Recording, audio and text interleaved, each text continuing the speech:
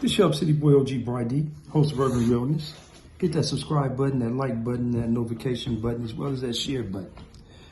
When I'm responding to one of my comments, man, a guy asked me to tell a story about my life, my past. So what I decided to do is give you a 2-in-1. What I mean by 2-in-1 is 2 stories in one video. So the first one, we're gonna go about young foolish man. So here it is, 1986. I'm fresh out of Tracy, be it to Ashby or whatever. And it's state prison for y'all to know the rest of the nation. Tracy was our gladiator school. So I'm fresh home. So I'm up at the wash house in my neighborhood. And at this time, all Crips were wearing blue New Yorker jackets. It didn't mean it was your neighborhood or nothing like that. They were the New Yorker jackets. And we were wearing blue and black Puma dogs with the big blue shoestrings. We called them New Yorkers.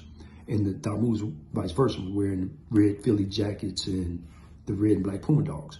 See, in the 80s, it was a different ball game. You wore your colors. Crips didn't wear red and Bloods didn't wear blue, but they didn't go like that. You identified what you were. So anyway, I'm up at our wash house, and my homegirl, Dark and Lovely's in there. She's pregnant at the time. And so I'm in there just talking to her, you know. I got on blue 501s, I got Jerry curl, you know, I got the blue little earring in, the blue little snakeskin belt, some blue and black Puma dogs, and a blue New Yorker shirt on with a blue shirt up under it. So it's a dude in there. When I walked in there, I noticed there was only one way in this wash house. I looked at the little short dude. Some say, well, you know that cat from he's nothing, he's no threat. I'm big bad Bry-dee for fork in my head. You know, I'm that Negro. So I'm talking to the homegirl, and I noticed the dude, his payphones in. For y'all don't know what payphones are. It's payphones and pagers. That's what's out. So dude's on the payphone, and I glance out, and he glances back at me, and I don't really pay attention to him again. I'm like, you know, he's no threat. He's like 5'5". You don't underestimate no man now. But I'm just like in my head, like, he's no threat to me. Next thing I know, 3 carloads, nearly 3 carloads, I believe it was two carloads of bounty hunters come up. They piling out the car and come up in there. And the dude gets off the phone and says to me, "Blood, you don't remember me?" And I'm like, "What?" He's like, "Yeah, we went to high school together." I'm like, "So what?" So the dude's like, "Where you from?" The dude, the lead. And I'm like, "Man, I'm from 118th Street, as in hundreds of thousands of dollars, Carver Park, Compton, Crip." So he's like, "This bounty hunter." So I said, "Fuck booty hoes. This booty hole killer." That's how we used to disrespect. No disrespect to you hunters. I'm just telling the story. And I rushed the pack like I was cut like that. You heard I said like I was cut like that. Man, they boo-bop my ass. They beep, boop, bop, boop, boop. I'm squabbling, you know, about no squabbling ass, you know. I'm about 140 pounds.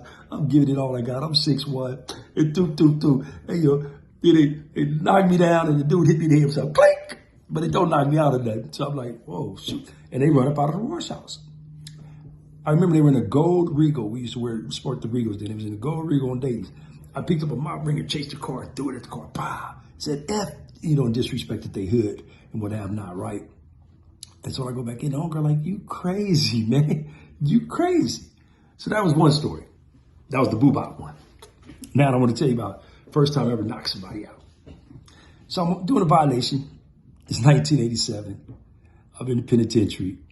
And one of the homies, D from Palmer Block, little D from Palmer Block, come get me. You know, all kinds of Crips run together in the prison system. We you know, it's 2 cities. So like, "What's up?" You're like, "This dude is whoop-de-whoop. I'm like, "Who? Where?" You know, I'm with the business. I stay strapped in prison and all the dumb stuff that you do in prison. And so I push on the dude, and I'm like, "What's happening, man? You trying to holler at the homie?" So the dude roar. I'm like, "What? Who are you? Do. So I said, "Come off the dock," because he was working on the back dock. And, you know, where they load things up off of trucks or whatever not. So he come off the dock. I like, "Check this out, come up. Bing, and knock him out." Now, bear in mind, you in prison, there's gun towers everywhere, and there's shots in California. No warning shots will be fired, especially at this time. They just blow your brains out, and that's that. But I'm stuck. This is the first time I ever knocked anybody out. So I'm looking down at the dude. So a guy named Big C from 76 East Coast. Anybody know Big C or know about the coast? Big C is notorious for knocking people out. He's a cold knockout artist. He'll knock you out like this. Shoot, he'll just blow at you and knock you out. You know, Big C, the man, you know. So he standing right there like, "Big C, I knocked him out." He like, "So?" I like, "Cuz, I knocked him out." He like, "And?" Big C probably been knocking dudes out since the 4th grade, for all I know. I said, no, you don't understand, homie. This is the first time I ever knocked anybody out. And I'm sitting up here, I'm like amazed. Now we're in prison, now I can go to the hole, anything. So Big C like, man, you need to get on. And he get on, and then the homie come like, cuz, come on. I'm like, cuz, dude is still on the ground, knocked out. I'm like, I knocked him out.